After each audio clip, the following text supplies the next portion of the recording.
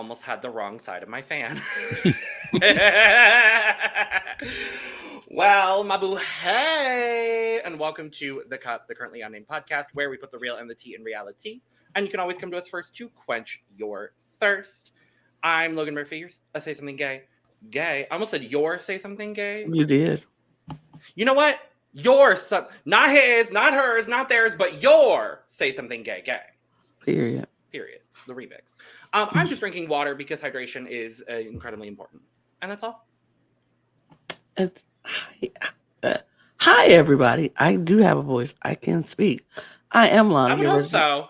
I would hope so, too. I am Lana, your resident evil diva, here to give the tea, spill the tea, and drink the tea because you know I love me some tea. I'm just still drinking out of my cup here, some juice, because I wanted juice today. No water for me. Thank you. But I do have my cup mug always handy.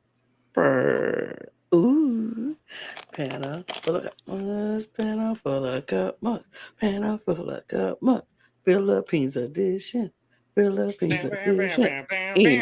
there we go. If you can be cool and have a party like us with your cup mug, if you go to lanagcreations.etsy.com, that link is in the description below. You can get your cup mug or any of our beautiful cup merch. And we do ship domestically here in the United States, Canada, and Mexico. And we do ship internationally. So there are no excuses. Philippines. How many times do I have to say it? I'm looking at you. Right at you. Get your cup merch. Get it. Okay. Get it. Well, I'm David Healy, and I don't have a cute intro, but I do have a cute shirt. I decided to wear one of my absolute favorite queens, a winner of Snatch Game. I'm wearing my Manila Luzon shirt. Yes. When did she win Snatch Game? In All Stars 4. As Barbara. Oh, yeah, she did, actually. And I have my drag den. So I'm all drag denned. Really representing for the Philippines this week. Philippines. Yes. And I'm just drinking some water, but I don't have much left. Well, maybe you should have grabbed another one. Maybe. I'm sure in the middle of this recording, he's going to go grab another one. Yeah, probably. While I preface the episode, maybe. I don't know. We are back. It is episode... I'll be thirsty. That part too. It is episode 5 of DragRace Philippines. Even though Lana wrote 6. It's 5. No, it felt very 6 to me. It felt like an episode 6 to me. I don't know. Well, it was indeed an episode 5. Well, there we go. And I'm gonna go ahead and just say right off the bat, this is my favorite episode of Drag Race Philippines ever. I loved this episode. I loved every single part of this episode. Wonderful. Every single part. And I can tell that neither of you agree with me. So cool. I'm gonna be no, I just have to think about that. Like I'm not prepared to say it's my favorite episode ever, but it was a good one. It's not my favorite episode ever. No Snatch Game will ever be my favorite episode ever. That's probably the same for me. I'm not a Snatch Game girly, so it will never be my favorite. So, in any franchise. It makes sense. But it was a good one. For me, it was a good one, yeah. I think for me, this is just like the perfect way to frame a Drag Race episode, honestly. And I'll talk more about it when we start talking about it. But I just think it was just a really, really good episode. 5 episodes in, every episode this season has just been delivering. And I agree. And let me just put this out there. I have an apology. Can I finish the intro before you do your apology, please? It's not my apology. Oh. Anyway, we're going to dive into whatever David's talking about and the rest of this episode. Before we do, make sure to subscribe if you've not already, because we're here almost all the time, give you almost all things drag. And currently that means a lot. And a lot to come. And more drag. Even more drag. And make sure to check the description below where you can find all of our audio podcast links, our other YouTube channels, and our Patreon for exclusive content and early access. Go right ahead with you, whatever this apology is, David. So I would like to apologize to my dear sweet angel on behalf of someone else. Someone else who was ready to lose you a few weeks ago. Someone who said there could have been an elimination. I'm just so happy that you are still here. So I would like to apologize deeply that somebody was ready to let you go and save you for season 4 because you showed why you are here, girl. And we love you. I do hope you're not apologizing on behalf of me. I don't know. Because I stand exactly on 10 toes down on what I said. Well, then I deeply apologize for her. She knows not what she says. Angel, I said what I said, and I meant what I said. You could have went home on that second week. Now, did you do good on this week? Sure. But that don't mean you did good on that second week. You should have went home. Period. But they gave you grace and mercy, and you showed a reason why you should stay there. Good on you. But second week, baby, you should have went home. I ain't gonna don't apologize for me. I said what I said, and I meant it. Fine. I will also apologize to her sister Maxie for not getting her humor last week, even though I did say she was worthy of a win. She just wasn't my first pick for win. I also said she was worthy. Well, no, I was about to say. I was like, no, you didn't. No, you didn't. I was like, no, you didn't. What I said was I wasn't mad at it because I like Maxie. Fair. But I also stand behind exactly what I said. Because I said I'm apologizing on behalf of my co-panelists today. No, I'm kidding. So here's the thing: you don't need to apologize for anybody other than yourself. Because I think Lana and I can apologize when we need to. When I feel like I've done something wrong. But I did and not. I don't think either of us have done anything Here's the thing. wrong. David is just going to continue on this apology tour every week. Yeah. And I am here for it. And I will appreciate. I love hearing your apologies. But you ain't got to apologize for me. Okay, I apologize to Lana and Logan for speaking on behalf of them. I'm tired of this. Anyway, we come back into the workroom. I love it. After Yudi walked out. Yudi. Lana, any thoughts since you weren't here last week about Yudi both the walking out? Or just in general about her? I felt like if she felt that that's what she needed to do, if she didn't feel like she could go on and be there, then so be it. I definitely agree with what you said, David, last week about showing empathy for people when they feel like their mental health can't take it, because I too was one of those people like, you quitting. I don't like quitters. And I still don't like quitters. I'm not a fan of quitters, but I'm a fan of people putting their mental health above all things. If you're going to quit because of mental health and that you just feel like you just can't be, that this is not the place for you, then good. If you quit just because you don't like something and you don't feel like they're not treating me right, then that's the kind of quitters I don't like. You know, I didn't get my way kind of quitters. We talked about that on another show. Mm-hmm. But I just feel like if that was her point and she was like, I simply just couldn't do it. I just simply can't handle this anymore. And mentally, this is not the right place for me. Then I'm all about it. And so I say good on you, Yudi, for putting your mental health above all things. So I'm here for it. Yeah, I agree.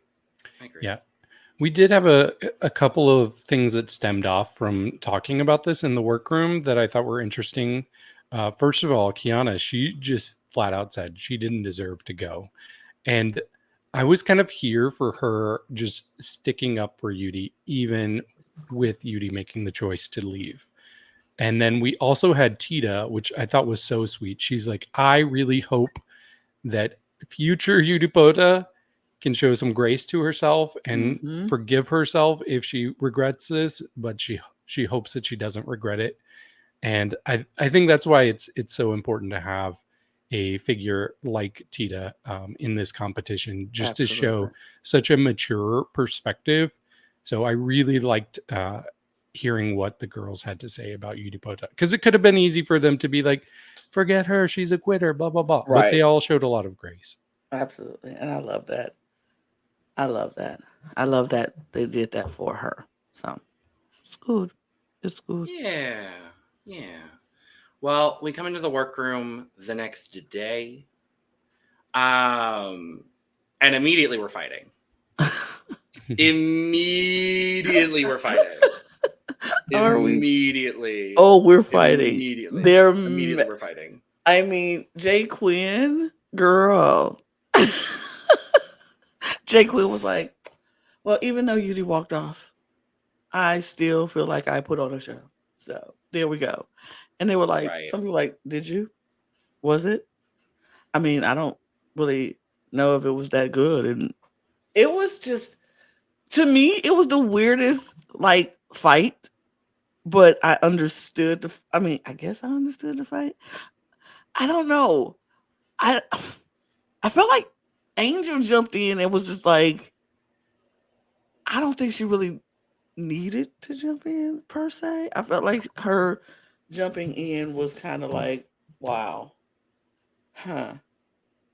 Why? Why'd you feel the need to say something anyway? Because it was her and Kiana who was fighting or arguing back and forth, and then Angel felt like she just put her 2 cents in, and I was just like, okay. Right. But yeah, I kind of feel like Angel jumped in the conversation when it was between Kiana and Jay Quid to begin with. But speaking of jumping in, we got some jumping ins about to happen right now. Period. Oh, we got River and Eve too. I'm not finna let this go. Invasion, baby. Period. What's metal? In honor of my girl Kiana, I heard her name mentioned, so I had to pop up. Period. Yes. Welcome, Even River. Even. Hi, y'all. Thank you. Hi. Oh no, we couldn't miss Snatch Game. Absolutely not. Oh no, not this one. Oh. This one's Snatch Game Calabar. Snatch Game Calabar. Period. But yeah, we were talking about Jay Quinn and Kiana and Angel of it all. So, what y'all thinking? Wait, are we talking? Are we talking right after the runway or starting? We're still early. Oh, we at the beginning, the first fight in the work. Oh, okay. Kiana gave me my life. She did. Can I say a quote that she had? Oh, David's fun. It's time for David quotes the episode. She said, "You didn't feel me in the first episode, but as the episodes keep going, I'm not feeling you." It gave, first of all, you got to remember what you said. That's what it gave. Right, that's what it gave. Gather her. I feel like that Jay Quinn kind of gonna be honest about the situation, especially foreshadowing a bit of not this outside my window. Right as you're going into your monologue too. It just happened to me, Eve, right outside my window. Literally. Transphobia. Okay. For me, I get what the girls are saying, and I don't even know Jay Quinn that well. It's almost giving off, like from what we're hearing from the girls, she's kind of doing what a lot of girls started doing in the later seasons of Drag Race, more notably Silky Nutmeg Ganache. Love Silky, but she did a lot on her season. Is very much, I'm going to turn on for the camera, but then I'm going to act a completely different person as the camera's not around. And because they, of course, can see her through both of those, they're like, I'm confused as to who the person is we're interacting with. You know what I mean? And like, it's very interesting, especially given the fact that Jay Quinn was also, like Kiana said, was one of those people at the beginning of the episode, of the first episode, with her and Versace automatically trying to like almost project and say that other people were doing too much or this, that, and the other, when they all along were the two that were doing the most. And I'm just kind of like, I can't wait to see how this turns out. I want to acknowledge as well before we talk about the rest of the fight, because I will say at the end of the day, it was entertaining television. And I really liked it for, the drama value that it gave. But I do want to also go ahead and acknowledge, and some people left it in our comments last week, and I do greatly appreciate it. The fact, and we heard from Jay Quinn this episode, and we heard at the start of the season in the Meet the Queens that she has ADHD. We found out in this episode that she has major depressive disorder. So there's a lot of the neurospiciness going on. And as someone with a lot of that neurospiciness going on myself, I find myself now kind of really seeing where Jay Quinn is coming from. And especially at the end of this fight, where she kind of has this boiling over moment in the confessional where she's like, why can other people be this way and it's fine, but I can't be this way and get treated the same way? I really, really understood exactly where Jay Quinn was coming from in this. She's not 100% in the right. No one is 100% right or wrong in this scenario.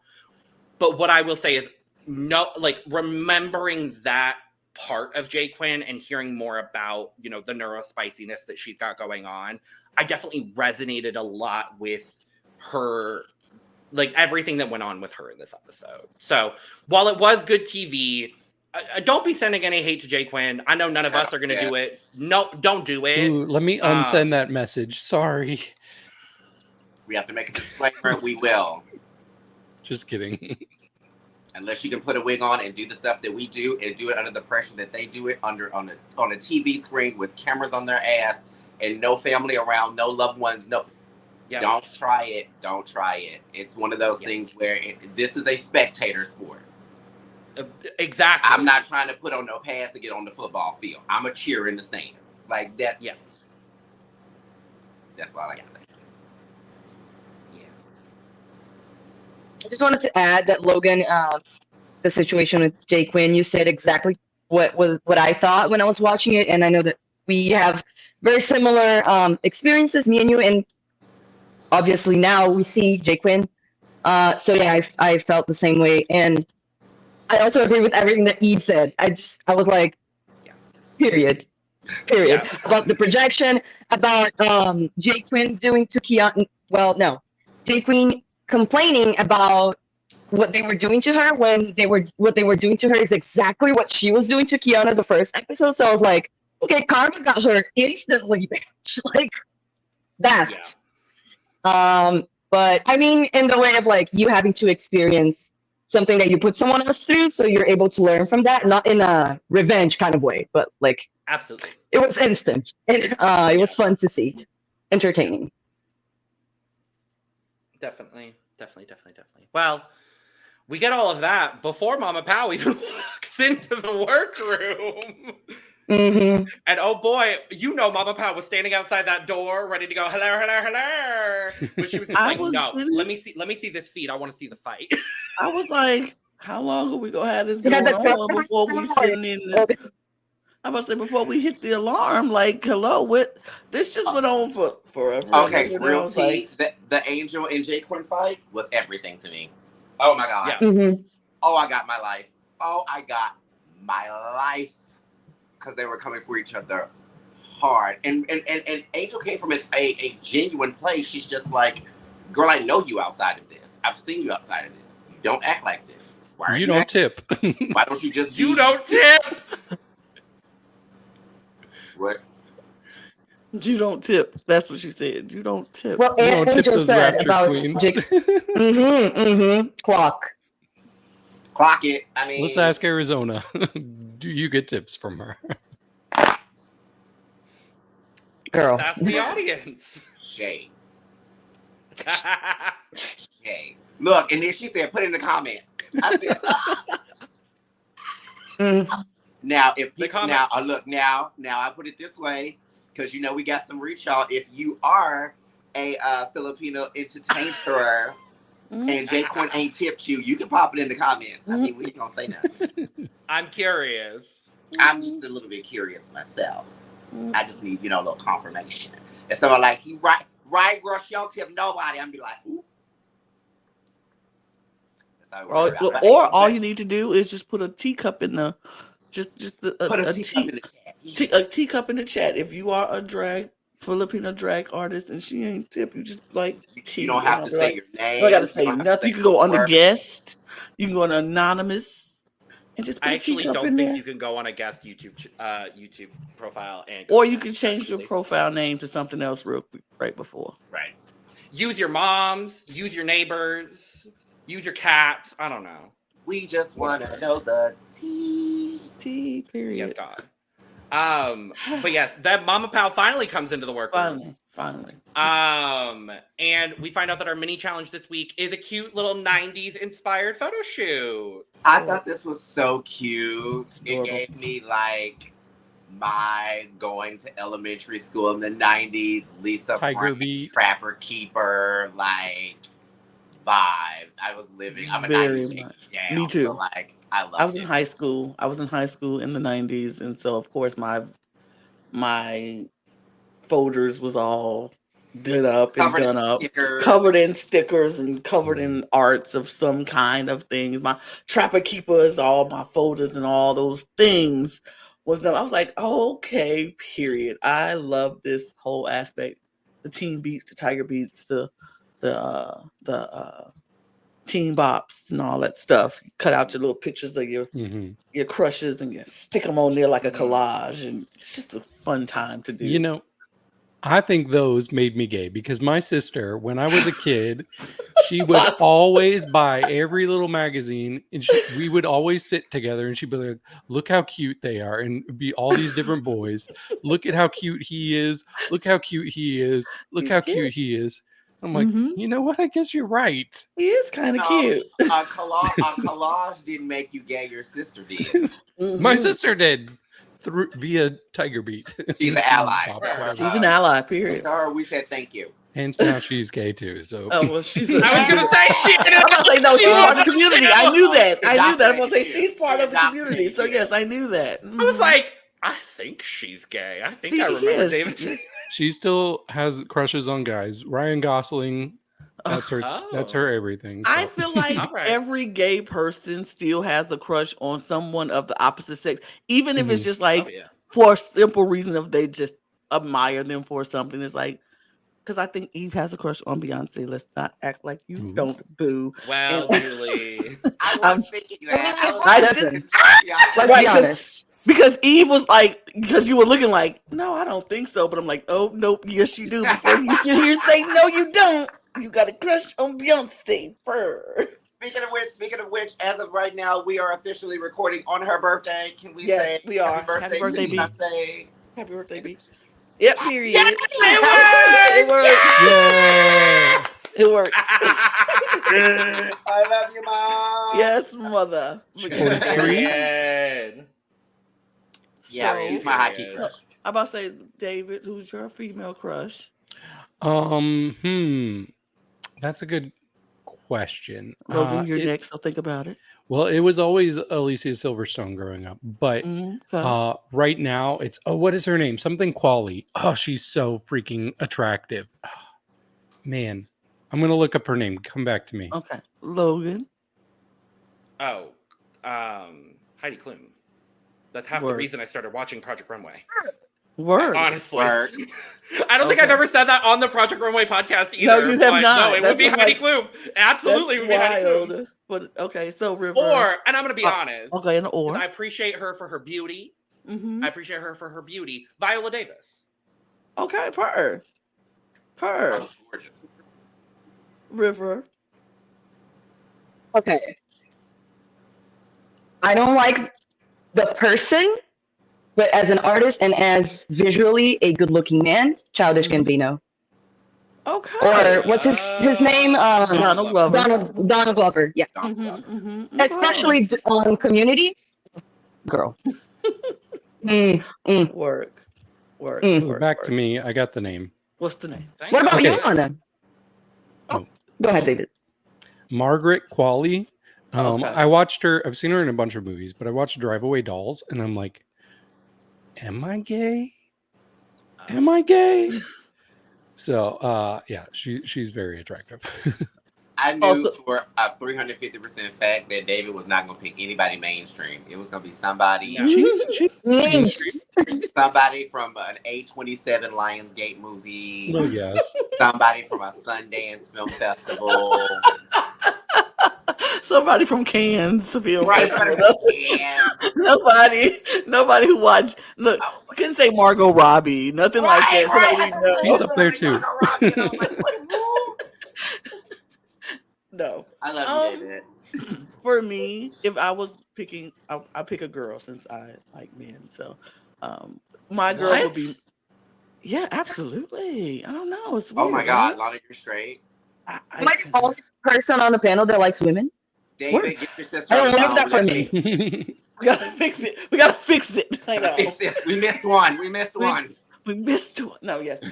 For my female crush right now is Megan Thee Stallion because I think she's gorgeous. Oh, Period. her. She's Yeah. gorgeous. She's gorgeous. She's gorgeous. She's my Yeah. second. She's Yeah. my second. Yeah. But Megan's anyway, we talked enough about that because we do Right. have Philippines to Anyway, talk about. we do the mini Just like a- challenge. Circle back. one thing I did want to say about the mini challenge, it's funny how I guess this is just something that hasn't really been notated a lot on Drag Race, but it's something that I feel like a lot of us have probably known or thought happened. But I feel like it's becoming more prevalent over the last couple seasons because the girls and the hosts are actively commenting on things that are happening in the workroom when they're not there.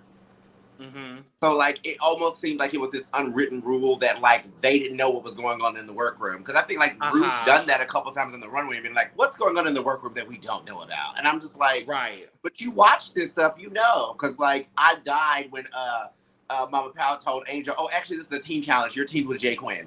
I was like, y'all know that. And then Angel was like, "Where is she? I want to punch her in the face." I guess. I love Angel. She's Love Angel. so crazy in the best way. I like the fact that they kind of comment on the stuff that's happening in the. I mean, I kind of feel like that they get that full scope of everything that's going on with them. You know what I mean? Because I mean, a girl could be on stage just telling them what they want to hear, and then be out in the workroom like an absolute terror. So I'm like, I'd rather know than not know. I think all the hosts learned from the King Tyra situation to maybe have an ear in on what's happening in the workroom. Oh, child, no, they learned after what was it, All Stars 10 when Kiana's All Stars 10. All Stars 10. What, They're just now learning. Am I thinking of 10 or 9? Of All Stars? All Stars 10 has not aired yet. Okay, so I'm thinking of 8. Okay.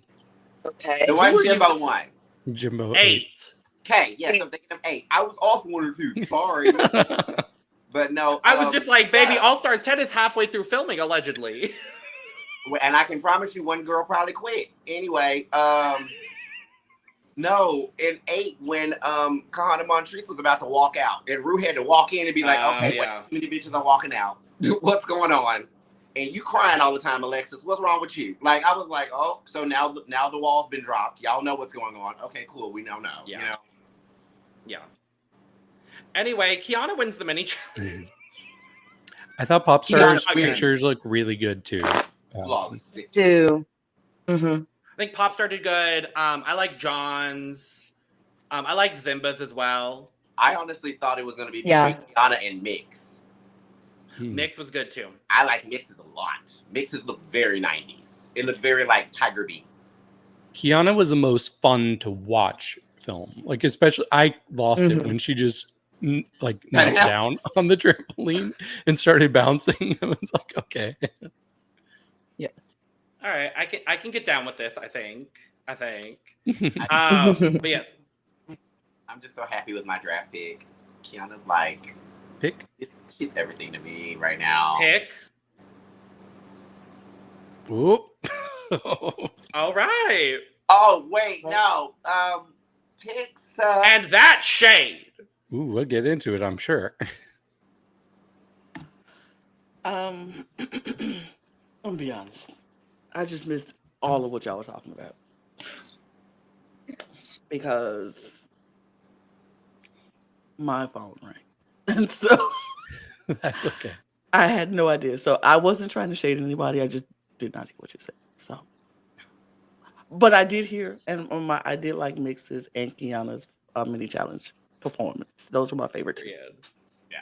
Period. Well, we then get the maxi challenge, and it's Snatch Game Calabar.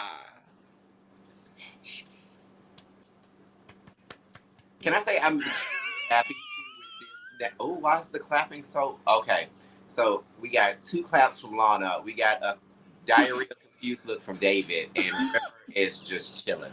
Snatch Game! Snatch Game!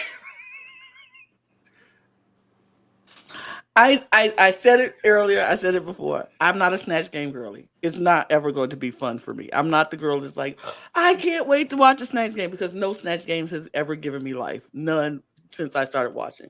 Wait, not even Jinx's Judy Garland? Since She I hasn't started seen- watching. Oh, okay, you didn't see that. Girl. Since I started You watching. haven't seen some really good Snatch Games. I mean, I haven't seen Snatch. I've seen some particular characters that I enjoyed, but never did I watch a whole Snatch Game. It's like, this is the best Snatch Game I've ever seen in my life. I don't get into Snatch Games like that. So that's just me. Well, So- to be honest with you, there isn't that many times when it happens. right. To be honest, there's not that I many mean, times. but the ones that are good are really good. Yes. So This one was a good one. It was a Yeah. good one. And I want to get this out of the way. Like, I want to make my stance very clear when it comes to Snatch Games that are not in English, that have Mhm. characters that I do Yep. not know. There is a ceiling to how much I can enjoy it. It's just a fact. Mm-hmm. Did I enjoy this? Yes. Did I respect it? Oh, very much so. Mm-hmm. Did I fall in love with it? I couldn't because I don't know these characters. I don't get the references. I don't get the jokes. I would love to. I still really liked a lot of what I saw, but I'm not going to act like this is a top tier Snatch Game for me, because it literally cannot be for me based on how my brain computes what I'm watching. So I will get big that. respect to the queens. And That's will the say best I this, can do. And I will say this to the viewers: if you want to write out a long notes in the comments and telling us exactly what all these jokes and who the references are, feel free. I'm still not going to know who they are after you send me that. So if you don't want to waste your time in sending out all of those, who the references are and who I they're like them. I mean, I love that. I'll read them and I still won't know who they were after I read all of that. So it's up to you. I'm giving you the options that you can either do that and know that I'm still not going to know, or you can do that and just know I'm going to read them and appreciate you for doing it, but I'm still not going to know who they are after you read them. So, And true to form, Eve the Bunny with a decisive opinion of her own. of course. I preferred this Snatch Game over some of the other international ones because one of the things that I liked was the fact that there were a lot of there were a lot more English recognizable characters in it than most foreign franchises, because usually most foreign franchises, all of the characters they do are someone from a different country or someone from that country. But like doing the Grim Reaper, doing Confucius, doing a Ghost, I was like, okay, cool. Some of these I can actually understand from those people. You know what I mean? I would say there was probably one or two like Zimba's, honestly, was one of them. I was just kind of like, Mixes was one I was kind of like, But for me, I feel like the other ones worked out a little bit better for me because I got the references of what they were supposed to be doing more so than who they were. Like John was this actress that keeps acting out, you know what I mean? Every line that she's been in. I was like, okay, cool. I don't need to know what movies you were in, but I can tell you're acting out movie lines. Exactly. Cool. Right. You know what I mean? And like the little stuff like that. So I don't know. For me, it was a little bit of the opposite. I kind of enjoyed this one a little bit more than I did a lot of the other foreign ones because I don't know. I felt like I could actually reference it a little bit better. But I mean, that's everybody. We all different. We all different. Absolutely. We all got different well, we're references. not that different actually, because I kind of agree with you fully. That's I exactly agree. what it's what I was I going to agree say. with Like, that, too. for example, Kiana's character. I don't know who that man is, but I could tell that he has a drinking problem. He was like a voice or something, He was kind of like that a kind of River coach. Phoenix kind of. Like, I don't know. I don't know who he is, but I got the character he's supposed to be. and what is portraying. Like we all know a person like that, or of a person with those characteristics. So for that, I think like over half of the characters I was able to like understand at least enough to or be find able to some point enjoy. of reference for, I guess. To like understand at least a little bit. Mhm. Yeah. Take out American and Canadian Snatch games. This is definitely on the upper end Yeah. for me. Yeah. Oh yeah. If I was thinking about just overall, I would say this is one of the better ones overall. Because, like you said, the Ghost, the Grim Reaper, and all those, I can understand. I know who those characters are supposed to be, but I'm still not going to be like, oh, Snatch Game is my favorite time of year. Like, I prefer like design challenges before I say let's go to the Snatch Game. Like, I'm like, ooh, is the design challenge happening? I'm here for that. Or the Rusical, that's next week. We'll see. I was about to say the Rusical, and I was like, sometimes the next the Rusical Rusicals should be cute though. I think next week's gonna be cute. We'll talk gonna be about it, cute. yeah. But anyway. Do we want to talk about the brief workroom thing that happened between Snatch Game and the runway before we talk about everything else? Yes, because they reconciled. It was more like a little reconciliation between Jay Quinn and Angel. They talked it out, which I love. I'm like, if we're gonna have an argument, if we're going to argue with each other and be mad at each other, at least if you can. Some people just can't. Some people just ain't gonna like each other. It is what it is. But if you can, and I think, like you said earlier, Eve, Angel was coming from a good place, not a malicious place. She was coming from a place of, caring and wanting better for Jay Quinn. And so for them to have that conversation and to talk and be like, look, we are both better than this. We could both, learn from this, grow from this, move on from this.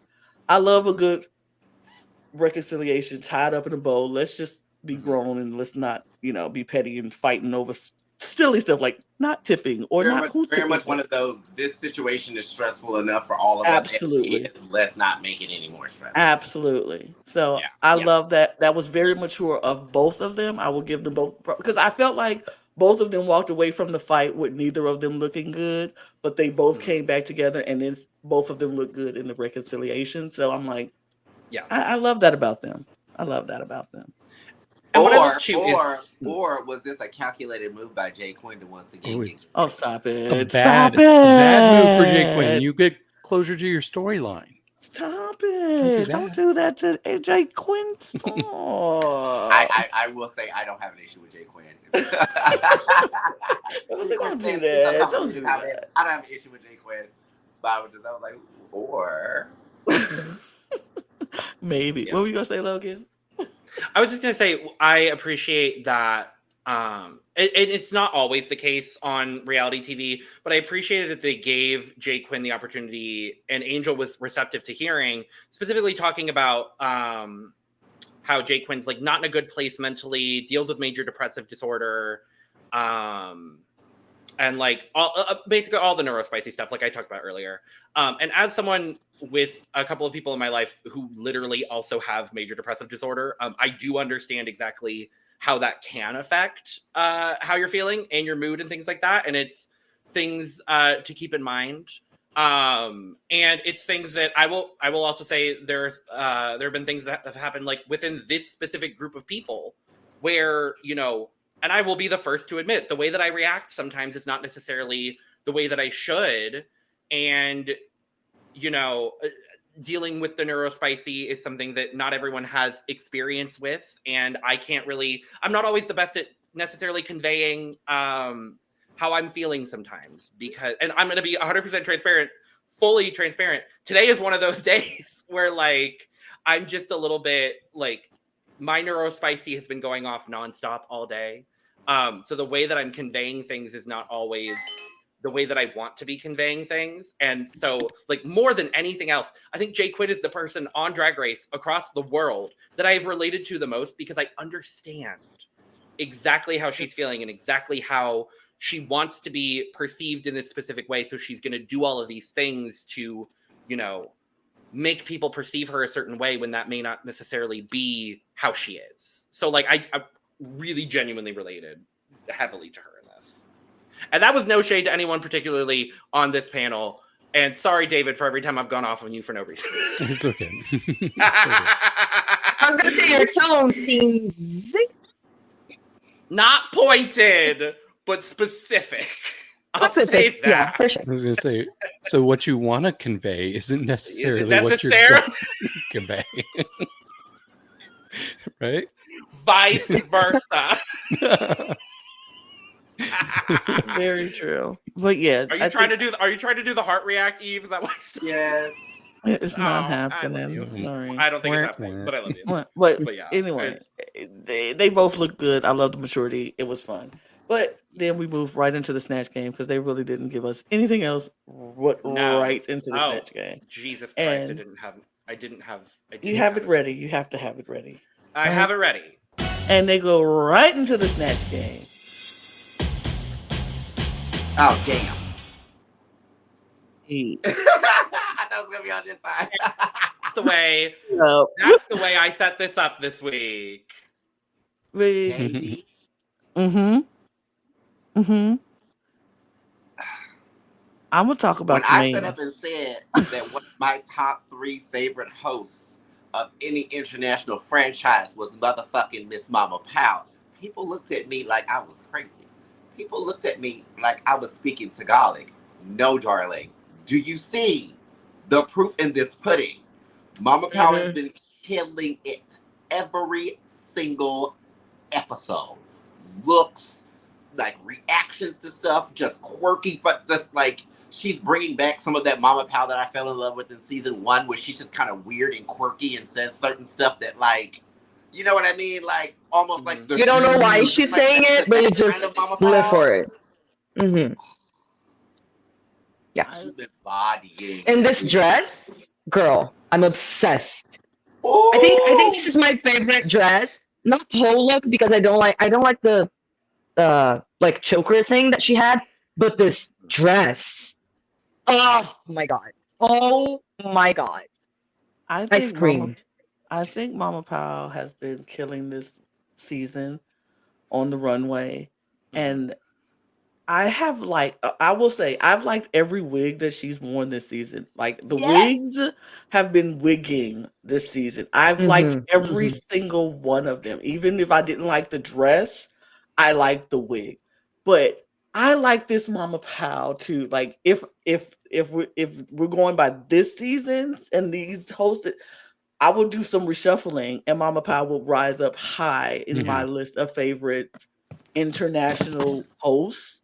I would definitely rise up because I'm about to say she is eating this season. I'm enjoying her a lot more this season than I enjoyed her last season. And I enjoyed her last season, but I think she's finally found her sweet spot with, like you said, the quirkiness from season 1 to the reactions that she had in season 2. And now she's melded them together.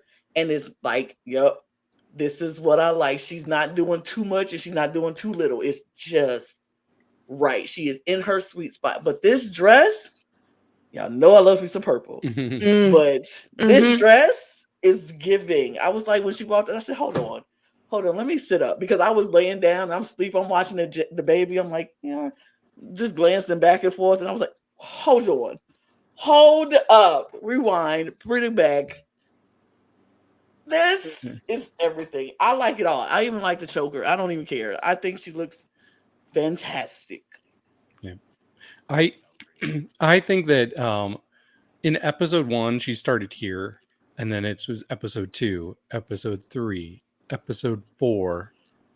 And I was like, are we just going to keep going downhill? Like, not that her looks were bad, but they were always just like a little less quality. This was a big jump back up, like right behind that first episode look. I think she looks so good. I really love the whole stitching of this fabric. It kind of reminds me of like a Chinese finger trap. Yeah. I can see that.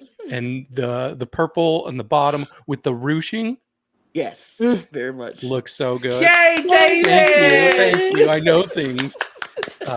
Yay, fashion terms. And Jiggly also looks great, and I love that head. David's so into fashion right now.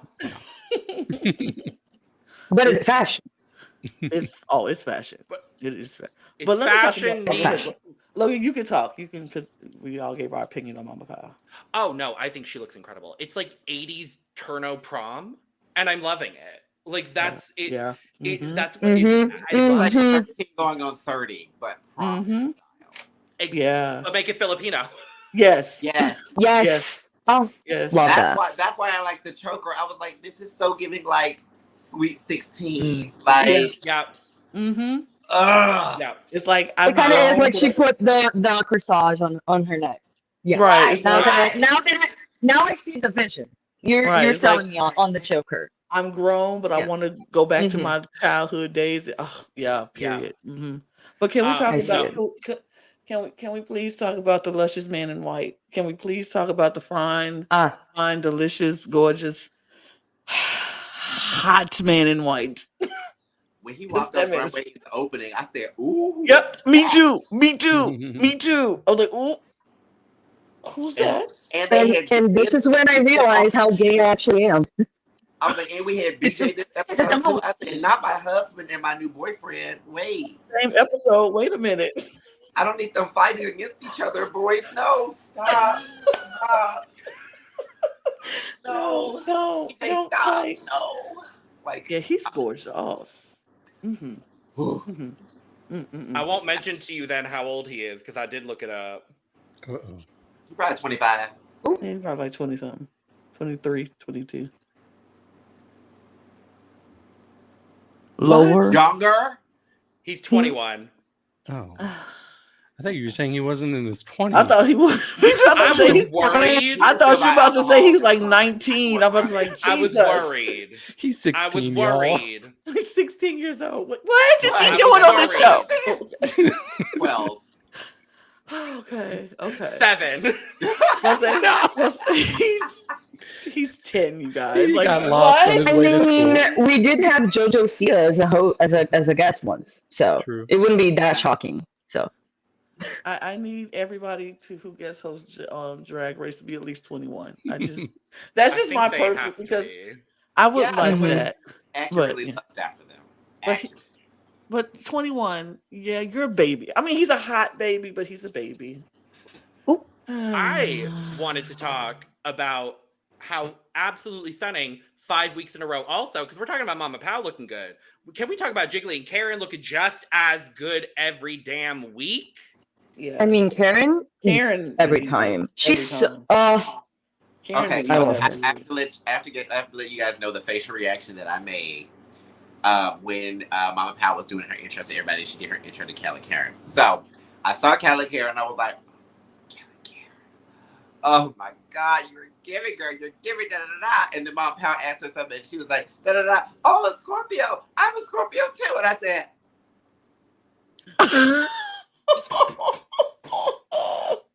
no. I said, not that. No. No, she's a Scorpio. I said, No. It explains a lot. Oh. Well, nobody's perfect. A little bit, it's a little strained now. I don't know what to say. Oh. Well. I love her as a person. Well, it's okay. Everybody Scorpios can't be just amazing. Yeah.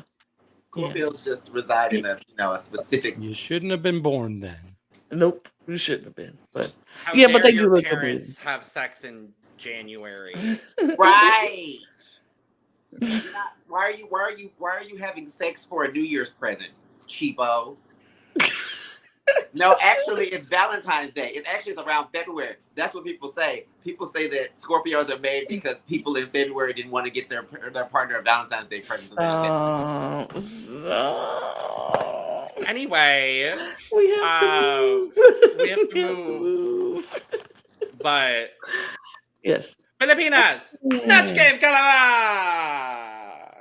Now I am, even though we don't know who most of these people are, I am going to run through who everybody was as a reminder to the panel. So in the hot seat, and I was happy to see her in the hot seat, John as Angel Luxin. We then have Maxie as the ghost of Ballet Drive, which I believe is just like one of those like, what the fuck is the word I'm thinking of? Like a regional urban legend kind of thing? Urban legend, thank you. That is the exact term I was thinking of. Okay. Thank you. Mix as Rufa Mae Quinto, famously done by her drag mother, Eva La Queen. Right. Mistake. We'll talk about it. Jay Quinn as Confucius.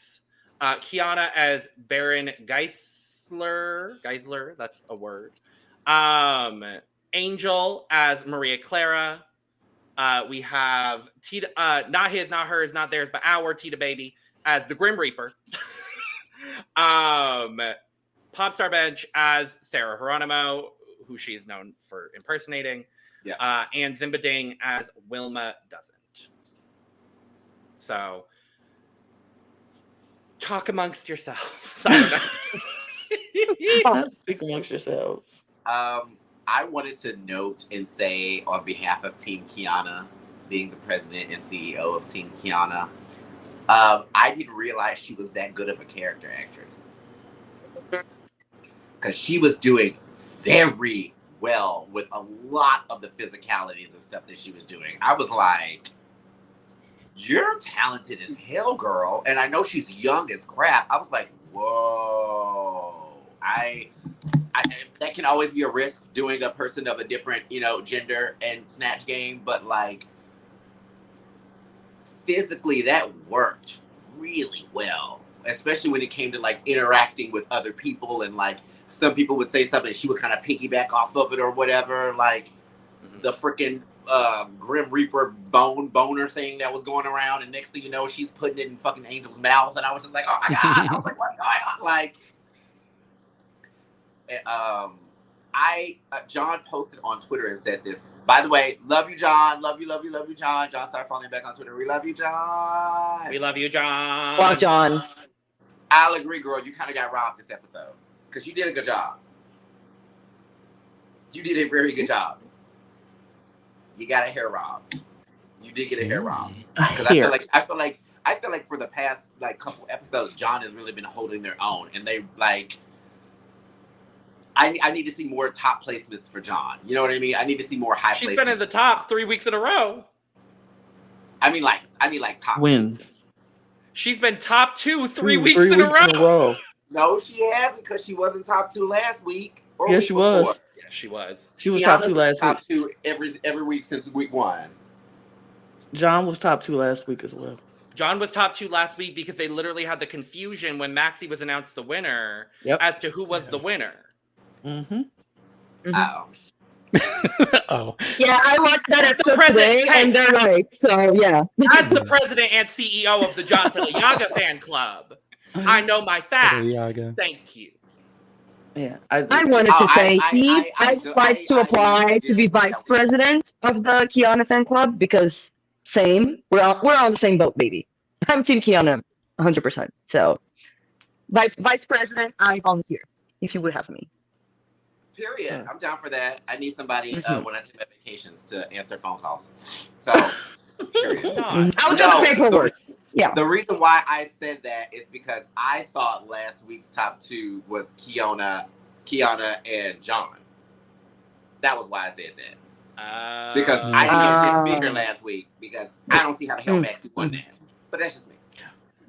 Well, the viewers definitely understood, and they sure have backed it. They sure as hell let me know in the comments why I was wrong, and I stand 10 toes down on that. Anyway, this Snatch Game. David, what did you think of the Snatch Game? Can I go through my rankings Please real go quickly? through all of your things. Yes, that way we don't all have to take one at a time. Thank you very much. Okay, so I'll just tell you the order I put them down immediately after watching the Snatch Game. Okay. So the person I had at number 1 was Angel. I thought that she worked so well. She was so funny. It was like, I was very nervous going into this when she talked about how she was going to be a reserved, demure type of character. I'm like, no, Angel, don't do that. But just seeing the evolution of her character, it was so funny. And everybody was playing off of her. She just really brought everybody in the group into her character. And it was hilarious. And I didn't realize that it's not a real person. It's more of an idea of a person. So I thought that was very interesting. So yeah, she was my number 1. My number 2, and by a hair, I honestly think this should have been a double win. But I did have John at number 2 because John, I think of anybody, really got me to know who that person was. She had a lot of subtle things that she would do, like the Like she kept doing that. But then there were also times where she would go over the top and like show a lot of physical comedy. She would do like this dramatic, like screaming, crying thing. So I just was getting a lot of range from her. So yeah, I very impressed with John. For me, number 3 was actually Kiana. I thought she was so funny. Like Eve said, she was playing off of other people. She would banter, which I really like it when the queens can banter during Snatch Game. That's a key element. And when she stood up and her pants were down and she just had her underwear on, I cracked up. That was so funny. For me, number 4, it was a clear top 4 for me. But Tita Baby was number 4 by a hair. Like I think there should have been 4 people out on the stage as highs this week. Tita Baby was so funny as the Grim Reaper. She really put her own spin on it. I thought she was doing well, and she was another one that played off of people. For me, okay, this is going to be weird. For me, the person I put number 5, and there's a big asterisk by it right now, was Zimba. And that's because every time she did something, I was like, okay, this is fine. You're doing something. And then we would get a confessional of another girl telling us it was bad. And I'm like, am I supposed to think for myself that it's bad, or are you all telling me it's bad? Knowing what I know now and knowing that there was a racial element to it, which I did not pick that up. I thought it was more somebody losing things, losing items, and couldn't find it. So I was like, I'm getting a character. But knowing what I know now, and I've heard that jokes were even cut from the edit to make her look better, she would absolutely be number 9. Because you don't do that. And she's 21, she's young. I hope this is a good lesson for her to learn. I mean, she should have known this already. Don't go there. Don't go there. The person I had at number 6 was Maxie. I didn't get a lot from Maxie in this challenge. They weren't showing her a lot. I feel like she was probably shown the least of anybody here. The one thing she did do a lot that kept making me laugh was when she was like doing the thing with her hair and she was like basically clapping her hair together. I thought that was pretty funny, but she did fade a bit, which I didn't expect. Number 7 for me was actually Jay Quinn. And that's probably a lot to do with the fact that I know who Confucius is. So that helped her a little bit. So I kind of got some Confucius elements from her, but she also kind of faded and was a little dull. For me, number 8, and I would have had them in the bottom 2, is Popstar Bench. Especially knowing that she does this for a living. Like she is a Sarah Geronimo impersonator. And it was just so dull. No, I was expecting like a Chad Michaels or even Derek Barry as Brittany, but no, we didn't. I want to asterisk that by saying that I believe most of what Popstar does as Sarah is her music and not her personality. Okay, well, she's saying well. It's less, it's less Chad as Cher and more actually Derek as Brittany, where it's mostly the music and the direct like lip syncing impersonating Sarah G as opposed to the personality. I do understand what you're saying, but I do just want to asterisk that because I believe that is what Popstar does mostly. That's fair. Well, but still, Derek didn't do Brittany as her personality, but she still did Brittany well on Snatch Game. So it's no, you know what I mean? It's possible. Exactly. So, yeah. But yeah, I get what you mean. Yeah. Number 9, last for me, is Mix Chanel. Man, I loved her the first 3 weeks, and she's definitely fallen hard. I did not get anything I was so confused with all of her jokes. Like, there's a difference between being confused because I don't know the character and being confused because what you're doing just doesn't feel like it makes sense to anybody in the room. So I thought she was extremely lucky not to be lip syncing this week. I found it so funny out of all of those people and how you listened to David that you were like, I couldn't fully connect with the Snatch Game because I didn't really know all the characters, and your top 3 are all Filipino people. I'm saying there's a ceiling. There's a ceiling for how much I can enjoy it. Yeah. But I always appreciate an international queen who can take a character I don't know and make me feel like I do kind of know them. Yeah. And I felt like especially John did that. So I feel like John did that. I agree with you with your top 3 with John, Kiana, and Angel. I feel that same way. Funny thing, when they said Angel's character, I thought they said Maria Callas, who's an opera singer. Again, Very different. A great Snatch Game character to do.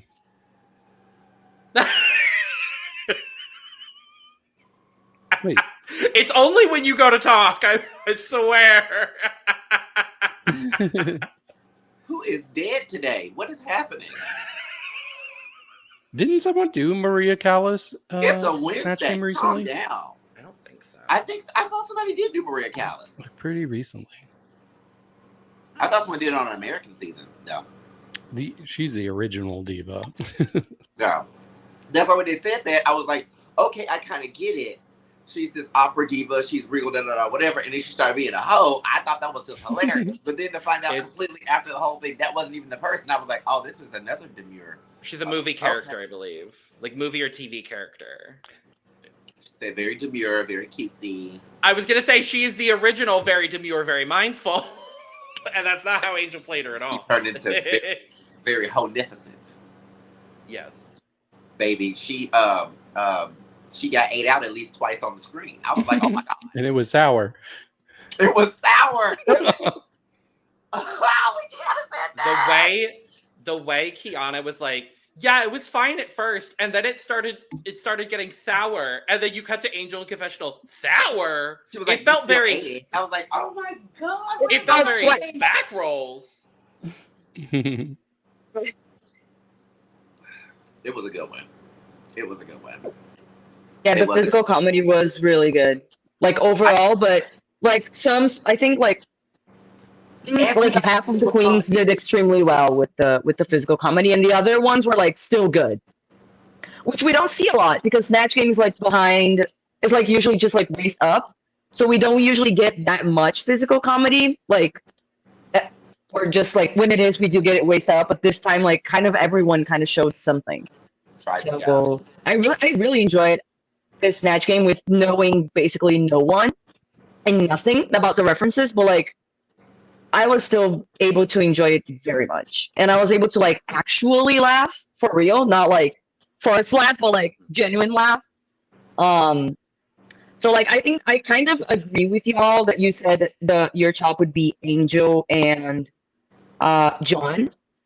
But for me, actually, my top would be for sure Angel and Tita. And then for the third top spot, I would be okay with either John or Kiana.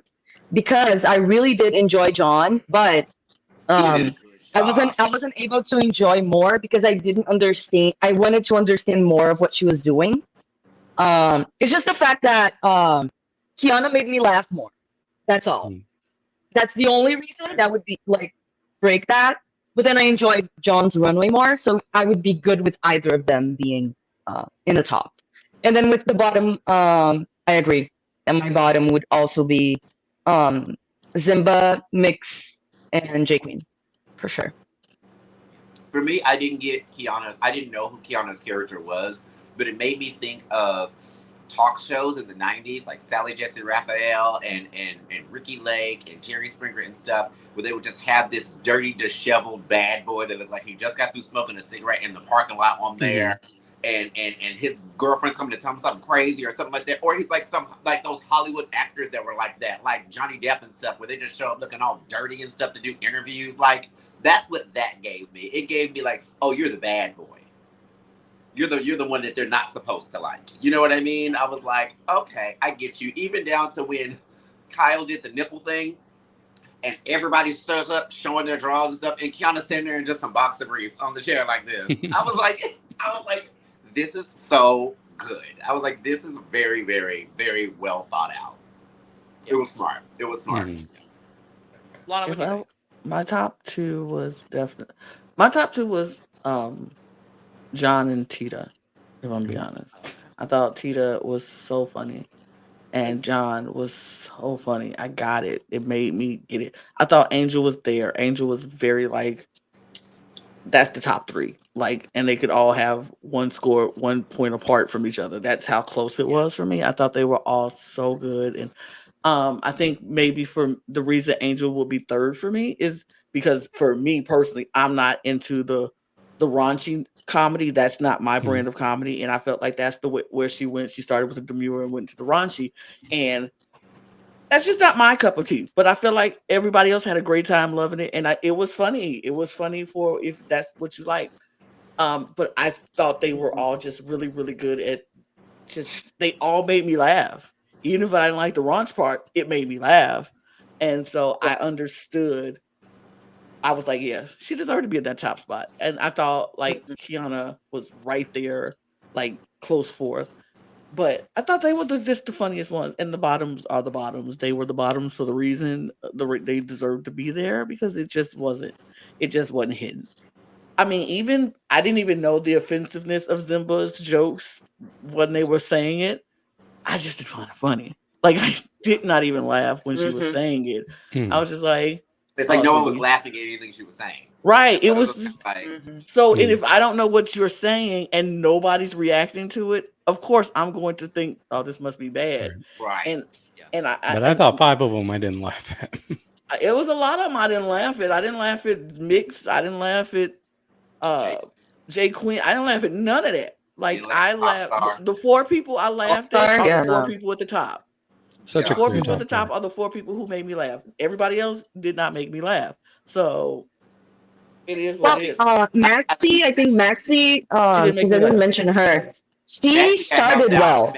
She started well. I think in the beginning, when they were like introducing the characters, in the beginning she had some banter with Tita, and that was really funny. But then after that, it was kind of like the same again and again. But the beginning was good. If Tita wouldn't have connected her and Max's character together, we wouldn't have found Max's character as funny. But half of it was funny. And I think like Tita will come up and say, "Oh, she's my secretary. You let this demon get loose. You let this da da da." You know what I mean? Like that. Yeah. That part. Tita was kind of like mediating everything. She was kind of like the center point where everything like came. I thought she was gonna like. I wanted. She was my winner. She was my winner. Honestly, like she was my favorite on the like Tita. When you said Tita was definitely the bridge for everybody. Everybody will come to Tita and Tita can knock it off. Just pop, make your character look better. She made characters who were not funnier than what they were. And because she's just the whole bottom row. Yeah. The whole bottom row. Who was that next to Zimba and her, in between Zimba and Tita? Popstar. Yeah, that's Popstar. Popstar was not funny. Faded. She talked to Tita out and grabbed Popstar by the neck. When she grabbed it, I think I was like, that was Tita's funny, not that Popstar's was Tita. funny. Exactly. That's all I'm saying. Hilarious. Tita was the bridge to make a lot of people who were not funny seem like they could be an inch funnier than they were. And if it wasn't for Tita, no laughs at all. No laughs. She made the Snatch Game funnier overall for everyone, including us watching. She was the auntie. She was clearly the auntie of the group. She is clearly the auntie, and she wanted to make everybody look better. And she wasn't trying to keep the shine there. I think they said in the judging panel, she knows how to be a soloist and a team player. And she bridged that gap, that line perfectly in this Snatch Game. I will say that is who I enjoyed the most. Is Tita, not just because she was so funnier above all the rest, but how she handled the entirety of the Snatch Game. Tita, she was amazing for me. I think this was her best week yet. Now, like I said before, Temu gender reveal, Tita, my Tita baby. Yeah. The ghost of Twitter. That's my Tita baby right here. My Tita baby. Baby. Because she ate this up. And she must have planned things ahead of time because when she pulled out that picture, she's like, I'm looking for this guy. And then Angel had a matching picture. The picture of this she's guy? like, wait, you found him. Or when the guest judge said that he had a pink nipple and she said, me too, and took out her breast. And just pulled the boob out. The boob. Oh my God. Yeah, they just ate. She just kind of ate this up. She was the best. Yeah. It was a good redemption episode for her. I feel like. I agree. She was my number 4. I'm glad she was in the top 3 since Kiana's gotten a lot of that feedback already. So I think it was okay for her to sit one out. Yes. Tita baby. But that's it. We can move on. It's Tita baby. Period. Well, since we're already going long on this episode, we are just going to talk about the runways over on Look Over Here. Because it was a good runway. But we'll just talk about that on Look Over Here. So make sure to check out that episode for all of our thoughts on the runway from this week. I do want to talk about Untucked because this was another fun Untucked, I gotta say. Did you not watch? I didn't watch it because see, I watched last week and I was bored to tears and I was mad. And y'all was like, "No, this wasn't good last week." And I'm like, "This one was so much fun." And then I didn't watch this week, and now it was fun again. We're back to form with Filipino Snatch Game. So here's what you missed, in case you're like Eve and Lana and didn't watch Untucked. Here's what you missed in Untucked this week. So the Safe Girls, spoiler, we're gonna spoil the placements right now. Kiana, Maxi, and Popstar. Popstar decided to give Kiana and Maxi the grand tour of Untucked since she is the queen of Untucked this season because she's been safe 4 weeks in a row. And she was sad about it. And they didn't know what to do, so they ended up creating like fake fight scenarios. And it was so funny. They could not. I go watch the Untucked. It's really worth watching. But at one point, they're like, "Okay, let's fake an Untucked fight." They're like throwing chairs, like they're pillow fighting. But when they started, Maxi went up to Popstar. And I don't remember what Popstar said, but Maxi could not stop laughing. And Popstar was like, "No, you can't be laughing. We're trying to be serious." But then they're literally throwing pillows. They're throwing those foldable director's chairs. At one point, Maxi and Popstar both just body slam Kiana onto the couch. And it was just like, it was so funny. It was so funny. It was like watching a slumber party. It was really fun. It was very slumber party vibes. Absolutely. Absolutely. Fun Untucked. Okay. But before before they did that, we had that moment with Popstar, which was they kind of did that like after to kind of like cheer her up, I think. Yeah. So we get. Thank you for reminding me because I thought it was the opposite. But Popstar has an emotional moment because we get an Untucked exclusive from the runway where Mama Pao says, "Popstar, you're safe. But you need to up your runways," which we have been talking about here for the last couple of weeks. And Mom Pao straight up told her, like, "You need to up your runways." I guess something happened. And I hate that we keep having this fucking storyline on Drag Race, but I guess something happened and some of her looks either fell through or the designer did not follow through exactly on what Popstar wanted for her deliver what she ordered. And she said she paid like a lot, that it was expensive, but it wasn't what it was delivered to her was not kind of like what she paid for. That's kind of what I got, which is makes sense now. It makes sense now watching her runways, but like that's so upsetting. I cannot imagine. Yudi's had the same problem this season, which just frustrates me. It's like, production, you need to take care of your fucking queens. They're paying a lot of money that you are not paying them back. I'm going to play devil's advocate. I'm going to say this. Nobody is forcing anybody to work with a specific designer for anything. True. These are people that they actively picked to do this. This does not happen to, now it'll be different if it happened to every single girl in the season. It happening once every other season is one of those things where I'm like, twice this season. Twice this season. We had it happen once before with Maya, but before that, we haven't had it happen that often. It's possibly maybe once, if not every other season. It happens more on international. It actually happens more on international seasons. That's why I feel like it's been a more frequent thing for me this year alone. And it might just be franchises you may not be popping in on, Eve, because I do agree. It happened in Brazil as well with Naza. Yeah, it happened with Naza. Yeah. It's happened with some of the Down Under girls. It happened with the Belgium girls. But I know what you're saying for sure. The point that I'm trying to make is this was not something that we had as an issue from like Drag Race. Excuse me. Like Drag Race season 8 and before. Like all the first iterations of these Drag Race International franchise stuff, we were not having this happen. What the girls need to now realize is this, and I'm telling this to anyone that wants to be on Drag Race. You have a lot of people now that realize that there is some type of money to be made when it comes to producing things that the girls will use on Drag Race, whether it is a wig, whether it's a costume, whether it's jewelry, whatever.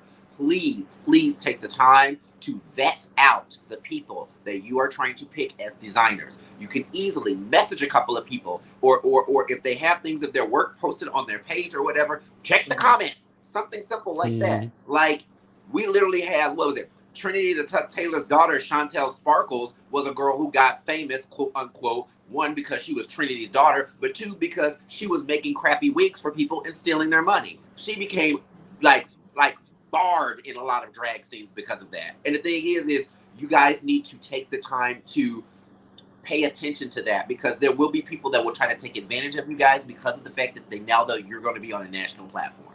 Don't let that happen to you. Have you standing on a stage with egg on your face. That's all I'm saying. Mm-hmm. I'm not saying it's also don't pick the same designer for like please all try the to be more looks. Careful and use people that have worked with other people that you personally know. Things like that. You know what I mean?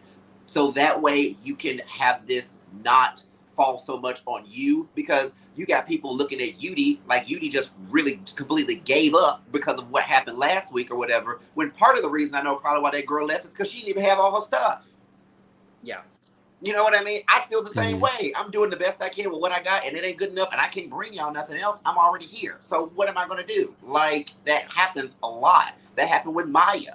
You know what I mean? So it's like, I just want the girls to have more protection over themselves. Start writing up contracts, girls. Start writing up contracts and having these designers sign them. So if they leave you hanging and dry, by the time your due date hits up, you can sue their ass, or you can do something so that you can protect yourself and you can protect other people. Because it's not fair what some of these designers and stuff are doing and taking advantage of some of these new up-and-coming Drag Race girls. A lot of the girls, this is their first time on a platform that's bigger than their state or their home bar or whatever. So they may possibly not even know. You know what I mean? So it's like, that's one reason too. With a lot of American Drag Race stuff, you see a lot of the same designers like you always see a Joshua up there. You always see a Jeffrey Kelly.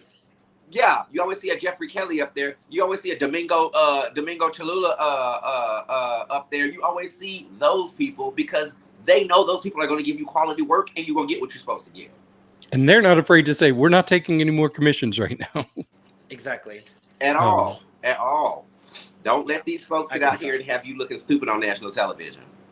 Yeah. Remember the whole debacle? I'd be the one that I call their ass out right on TV. I'd be like, the reason I don't have da-da-da-da-da is because of this designer. Don't ever work with him. He's shit. Like, girl, I would call you out on national television.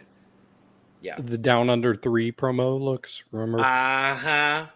There were like 3 queens that had incomplete promo looks because of the same designer. And we got that tea in our comment section. Mm-hmm. Thank you. That's why I agree. Make contracts. They want you to sign a contract when you work with them that you go make sure you pay them on time. You make sure they sign a contract to make sure that they'll have your stuff on time. Because I'm gonna give you half this down payment now, and you'll get the rest when I'm getting my stuff. And I know what it look like, and I appreciate it, and I like it. And it will be. You got to do contract, and that's for everything. You ain't got to be just for design. You better make a contract about everything these days, because people will rip you off for the smallest stuff. I even have to start doing that as a drag entertainer myself, especially around Pride season, because we have a lot of corporations that book drag entertainers for these large scale Pride events or these business events or whatever, and they tell us they want to pay us hundreds of thousands of dollars. And then they tell us, oh, well, we won't be able to pay you until we do all this payroll stuff, da-da-da-da. So it's going to take about a week or two. And you have girls that are still in November not getting paid from stuff from June. And we can't do anything about it. All right. We have to sit here and hope you give us the money. You know what I mean? It's like, realize now that drag entertainment, if you have not before, it is a cash commodity. It is something that will generate money and revenue for your business. And don't let those people shortchange you just because you do drag. You're still a business. You're still an independent business owner. You still have a business and a brand to protect. Don't let anybody else put you under the rug over some he said, she said numbers miss, because they just want to capitalize on the new queer thing that's happening right now. Get your bag. Absolutely. I say that to all of my drag babies out there. Get your Period. bag. River, you were going to say? I wanted to say, with all of that being said, I do feel sad for Popstar for that happening. But what I have to say, it was refreshing. No, it was refreshing with watching All Stars at the same time as this.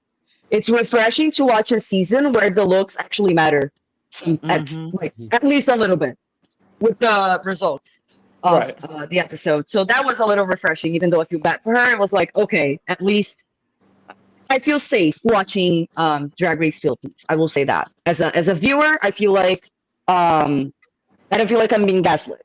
So that's nice. Absolutely. It does That's seem very like you nice. can actively tell how they do in the challenge that the runway does factor into their placement. Yes. Because like even with and I this don't one, think I it was should like, be more than the challenge, but it should be some. Like it should factor a little bit. Right. I think it should be half and half for me, to be honest with you. I think that it should be 60-40. One part is the challenge, one part is the runway. I agree with you. But we do move on. Yeah. Go ahead, So the Logan. only other big moment from Untucked was we get a message to not his, not hers, not our, not theirs, but our Tita Baby. Not our. Not our. No. Her boyfriend's Tita Baby. Her boyfriend's Tita Baby. And it's a very, very emotional message from her very, very attractive boyfriend. I will say that. And then Tita has a very emotional breakdown moment, talking about how when they were starting to date, he found out that she was a drag queen and she tried to deny it. And then the first makeup set that he bought for her, and he started investing in her drag because he saw that she was happier when she was doing drag. And it was a really nice sentiment of you can start, no age is too late to start doing what you love and what you want to do. I love that. And Kiana had a really emotional reaction to it as well. And I love that Kiana and Tita had this kind of moment, and Tita was like, "You're trying to take my moment." It was very funny. Yeah, she was like, I have a second chance at life thanks to my drag, thanks to my boyfriend. And this was a moment where I was like, oh, I remember what Mama Pao said to her in the actual episode. And I'm like, yes, she is watching. She's watching. She knows what's going on. Oh yeah. Can we go ahead and say Tita Baby from Miss Congeniality? Oh, for sure. For sure. I feel like I'm getting that. For sure. I think that's happening. I see them giving us a lot of real genuine moments with Tita where we can just connect with her. Like even last week with her confessional about what happened with her and everything before the runway and stuff like that. I was like, they really want us to connect with her. I was like, She's gonna be the first queen. Down. She's gonna be the first queen to win the season and get Miss Congeniality. Period. With that you said, Eve, I wanted to mention just quickly because I watched last episode and this episode the same day. I just watched both together. So I think this moment with Tita was actually from the last episode where she talked about suicidal ideation. Is that the term? Yeah. I don't know if I could say the word, but anyway, I said. But that was one thing that made me really, I already loved her so much, but that was something that I related so hard because I'm a lot younger than she is, but I have that feeling of I got a new chance at life because I stopped thinking about that every day. And it is very much that, it's like you're starting a new life again from scratch. And I just wanted to say, because I wasn't here last week, I just wanted to say that moment, I wanted to thank her for being open about that on TV, which must be extremely hard. And it's important that we talk about that because it makes everyone else that goes through that feel comfortable admitting that they go through that and talking about it. So I just wanted to say how much I love her. So yeah. Definitely. It's Tita Baby. And then we ended off with the second damn alarma that we got this week because they did it to BJ at the start of the episode. This week, they actually did it to the damn PA. But did not look confused. But no. Anyway. They gotta toss somebody else. At all. So now. Yeah, Mama it's Wren's. every episode. I'm like, who's getting alarmed this episode? Let's find out. I want to see him toss Jiggly. She would not allow that to happen. She would walk off. Gravity. She would leave. I'm not gonna say it. Anyway. I'm being goofy. I want to see it just because I want them to do it to every person on the judging panel at some point. I honestly, I hope that does happen. Honestly. I would live for that. I would live We've to gotten, do it with Karen. What, 2 I would so love far? to see them do it with John. Yeah, that's why. I thought they would have done it to John because John was in the workroom. This John Santos was there, but yeah, let's talk about our results. We got a top 3, and it was Angel, and it was John, and it was our Tita baby. Tita baby. I will say, for the first time ever, throughout the entirety of this competition, Kiana's not in the top, and I guess I'm okay with it. She needed her vulnerable week of just being safe. She needed to rest her feet. It was so weird to us. And she even said that. In Untucked. She's like, "Oh, her and Maxie were both like, oh, good, we finally." I think it was Maxie. Maxie said that. Yeah. Yeah. Yes. But we find out that the winner of this week's challenge is Angel. From almost being the first out to winning Snatch Game. Werk. Can I say this? I feel like you gotta pay attention to what they say and how they act at the beginning of the episode, because I feel like they be giving us little hints. Oh yeah. Because when Angel and what's her name was getting into it, I said, "Baby, if Angel wins this episode and Jay Quinn goes home." Oh yeah. And right when in the beginning, I said, "Oh, y'all set that up." When they came in and Maxie had just won 2 challenges in a row, like there was something about like Maxie giving Angel a badge, and she said, "No, I'm gonna get my own," and then she did. Yeah, when she said that in the beginning of the episode, I was like, "Okay, she might win." Before even anything happened, I was like, "Okay, she might win." Yeah. See, and I was doing the same thing. I was like, "Oh, I'm picking up who I think is going to win this episode." I'm hearing what you're saying, Zimba, because she had something at the very beginning talking about how she has to really start stepping things up. And so I was like, "Okay, this is where we're going to see her back in the top." Right. Or she'd be in the bottom, which she was. I was like, I thought the exact same thing. Which she was. Zimba, Mix, and Jay Quinn in the bottom 3. I'm gonna be 100% honest with you. I think if Zimba hadn't made some of the jokes that she made here, storyline purposes would have made it seem like, oh, Mix sends Jay Quinn home because they're sisters. Like that's what I would have thought for the storyline of it all. Mm-hmm. Though I do think they have the absolute correct top 2 of this episode, or bottom 2 of this episode, Jay Quinn and Zimba Dang. This is also another reason why I think that runways are counting a lot more in their factoring, because I do think that Mix's runway saved them. I agree. Because I would say out of the 3 of them, I liked, because that was something I was a little bit thrown off with when they were like, okay, windswept looks. I thought we were going to get a lot of looks where they look like, oh, I'm standing in place, but everything on me is like blown to the side. But it was more so they have one like fabric-y kind of flowy stuff, and they were going to be in front of a fan. But like, I think the prompt they were probably given is a look that you can wear in front of a fan, or something to that effect, because they obviously had the fan on the runway. Yeah, I noticed the runway it with presentation. Maxie. Yeah, yeah. First, they had it for everybody. She was the first one that came out, and it looked like that, and I was like, oh. And then the fan was on her. I was like, oh, they need to wear outfits that look good in a fan. But I lived for the characterization of how Mix did her runway. Right. I was like, they didn't like it. Mm-hmm. They didn't like it though. No, they thought it was pedestrian, but they didn't say anything about the presentation. More on look over here, but let's talk about this lip sync instead. Jay Quinn, Zimba Dang, Geronimo. It is. I don't mind them doing a RuPaul song. Let me make that clear. You're going to make it one of the single most difficult RuPaul songs to learn, to the point that even the girls that did it the first time didn't know the lyrics. But you also have to look at it this way. One of the other hardest songs that they've ever done, they did for the finale of season 2? Season 1. Oh, and season 2. they did Call Me Mother. Yep. With Marina versus Silhouette. And that one is like a hard one too. So just what they want? Just what they want is difficult too. Yeah. It's like, why are you making these babies who English is not their first language do these difficult ass RuPaul? Like, I will say this. So many. By the end, no one knew words.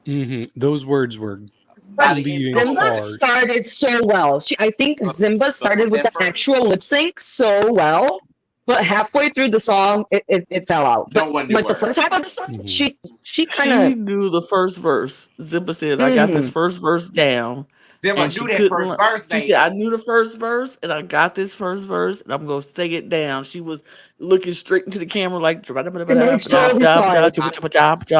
had it. Then right when it got to that second verse, she was like, "I know partially some of these." She watermelon cantalouped her way to that victory. She said, "I don't." Right. She said, "I'm gonna move the most that I can."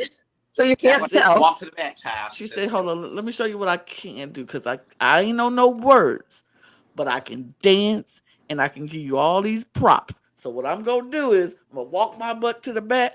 I'm gonna get me a water bottle. I'm gonna pour it on myself so it don't look like I'm doing nothing. I'm gonna shake it. She was possessed with Arizona brandy. Baby, she turned around. She was shaking. It was giving Silky Nutmeg ganache with the props. Once she took off that top, she was like, "Okay." I was like, "Are you gonna lose the bottoms too? Because it's shimmying and shaking around." But she was like, "Nope. I'm gonna get it, and I'm gonna get it." And she was flinging her hair so we can't see her lips. I was like, "I get you, girl. I get it. I understand. You don't know the words, and this is a hard song to sing, and so you fake it till you make it, and you give us a performance instead of the performance was good because she ate it up. J Queen didn't have a chance against Zimba in this lip sync. She didn't have a bad. She still didn't do bad. She ain't. I couldn't watch her. But Zimba wasn't going. I could not watch her. My eyes would not let me take my them eyes off would of not Zimba. let me get off of Zimba. It was like, nope. Baby, hypnotized. I slay these bitches double Dutch, and I say, right. That goes. Period. Oh my god. It's the best I lip sync was of literally somebody who screaming doesn't know the when I words. was watching the lip sync. My neighbors were probably mad as hell because I was literally screaming. I had to watch. You know when a Drag Race girl has won her lip sync when she makes an action of a gun and blows the other contestant away. It happens every single time. Even Morphine's weird looking shotgun shit she did with Magami last season, girl, where she's sitting there holding the gun like this. Like, ever since Peppermint did it, it was over. Peppermint did that.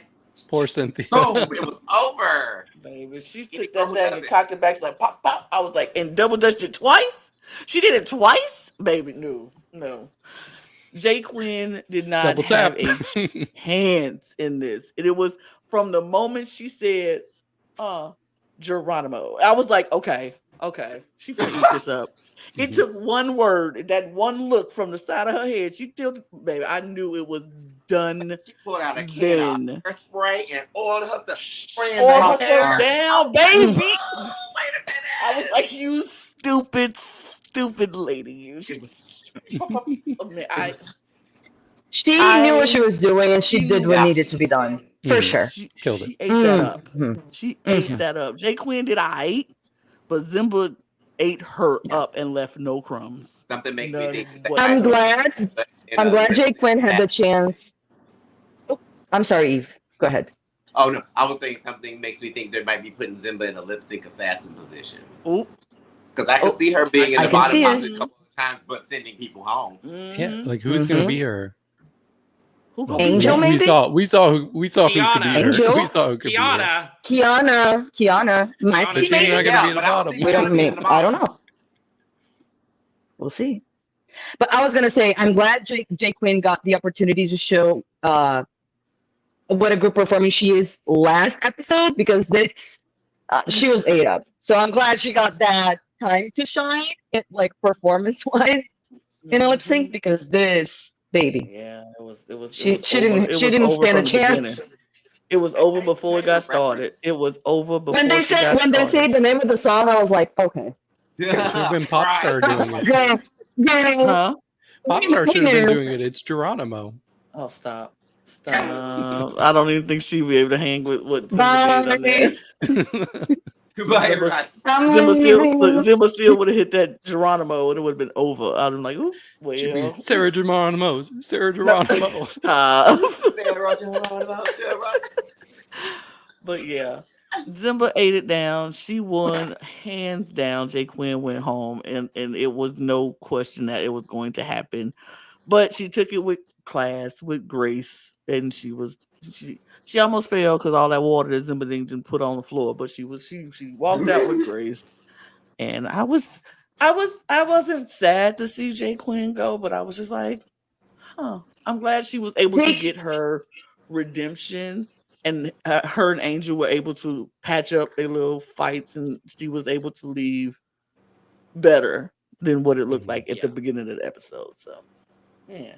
She didn't seem sad to leave, so I wasn't sad for her. Because she was kind of, she even said, I think, because he didn't watch Untucked, she said in Untucked, she felt kind of relieved. So, which I get, because it's such a stressful situation. So, I understand any queen that when she's eliminated goes out with that feeling. So, I'm just glad she got to show what she wanted to show. Also, at the same time, too, what we kind of found out at the beginning of the episode is, it really seemed like that, other than Mix, really her only damn friend she had was Versex, and Versex is gone. So, it was very much like she was already mentally in a position where she felt like it was a lot of us versus them kind of a thing. You know what I mean? So, I know that she was probably like, okay, relief. I don't have to go through another week of being misinterpreted or, you know what I mean, or not feeling like I can't make it. You know what I mean? Right. Well, left down or they're ganged up on. What I wanted to show, and now I just go on from here, which I think is very, very healthy and very smart. Mm-hmm. And also, I want to say as well, Jay Quinn, sending you all the love. I didn't get a chance to make any comments or anything on your looks and anything from last week because I was not here, but I do want to say, for me personally, that was the best look on the runway. Ooh. That Sailor Moon transform. Are you serious? When she came out and she said, I'm giving you Sailor Moon, I said, wait, not the transformation look. I liked it too. Thank you. I liked it too. It wasn't my favorite, but I thought it was really good. That was done so well. I understand they're being well, you had spirals this week, they had spirals that week. I was like, but this is different. This is niche. This is canon. This is full. Every comic book and Sailor Moon nerd who saw that lost their minds. And I was like, you doing good stuff, girl. I want to see the elevation now of Jay Quinn. I want to see her do some stuff like this even more and bring her back for an All Stars. You know what I mean? Because even with her flowy wind look, I was like, oh, this is giving me Crouching Tiger, Hidden Dragon. Yeah. This is giving me you're about to be doing some karate floating from rooftop to rooftop. It was cute to me. I'm like, you got some strong stuff, girl. You have a really good eye. I would love to see more of what you do. Yeah, and she mentioned in Untucked that she's excited to go out and do things that aren't just about Asian pop culture. So I'm excited for her to find her own identity. But I did really like a lot of the looks she brought. And I do think they were kind of gaslighty with her, saying they all look the same, because they really didn't all look the same. They really didn't. They really didn't. I don't know where they were coming from with that, honestly. Yeah. Not at all. And I will say, Jay Quinn is the one who inspired my weekly apologies that you all have been getting on the podcast. So I do really feel like I understand Jay Quinn a lot, and I have a lot of respect for her. I do think it was her time to go. And I've started to figure out, I think this season, with the cast just being so talented and so likable, I think each week it's going to be there's one person that I'm ready to go, and then everybody else I'm not ready to leave. And I've already got my next person that I'm kind of ready to go. Who's on the line? Should I call them out? No. Okay. I'm kidding. No, you can say I'm that. just getting a little bit of a Tainomi, I'm not ready quality from a certain queen who's very talented. I know exactly who you're talking about. And I would love to see her on an all-star season. I just don't think she's bringing anything quite to the competition. Mm-mm. Oh. No. It's who do you think it is, Logan? The obvious one. Say it. I don't know. Popstar. It's Popstar. and I love her. She's a sweetheart. Yeah, I but can see that. I can see that. she's an element I could take out, and I don't feel like I would be missing much. Yeah, I can see that too. But anyway, but that's that. The Draft update. Oh. Draft update. That's David wanting to kill my team. Oh no! Oh no! Get me out of the Julie. draft. Yeah. This? So speaking of, River is holding on with a pop star and a dream. With 20.5 points. I'm currently in fifth with 28 points. Lana and Brandon are in a tie for third with 28.5 points. David is currently in second with 34.5 points, and Eve is currently leading the draft with 36 points. Wait, Of David course. is where? Angel helped you out, Second. David. I'm That's second. why.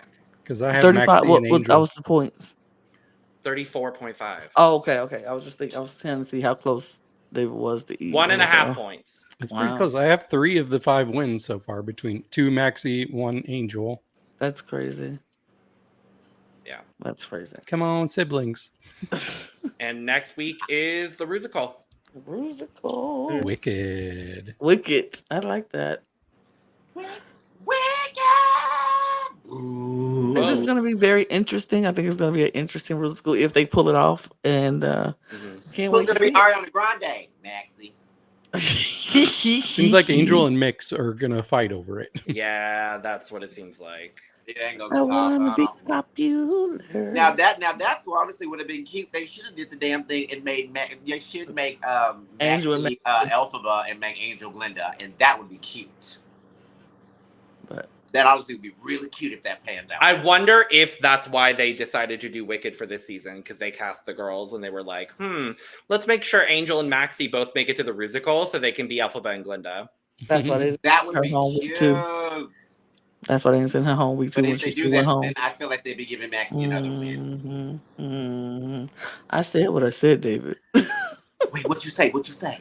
That's why they didn't send Angel home week 2 when she should have went home week 2. She shouldn't have. She should have. It was Artita baby that should have left. No. No, baby. No, baby. It was Angel. No, baby. No, It was baby. Angel. No. And on that note, thank you for joining us for this episode of our recap of Drag Race Philippines. Make sure to check out the look over here where we are talking about some windswept looks, all of that lovely stuff. And make sure to subscribe, like, and share on the way out. Thank you for joining. Let us know all your thoughts down in the comments below. Whatever we missed, let us know, because y'all are good at that. Just be kind. Be nice to us. We're learning. Okay? Hide, rewind. Make sure to check the description below where you can find all of our audio podcast links, our other YouTube channels, our Patreon, our social media, and where you can get your merch, including but not limited to cup mug. Lana says she's always prepared with her cup mug, and then she wasn't prepared with her cup My mug. phone was on top of it. Relax. I didn't want to drop my phone. And with that, cheers.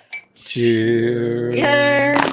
Yeah. I tell you, some people. Kiana wins. Flawless. Flawless. Flawless. Not this Finishing. week.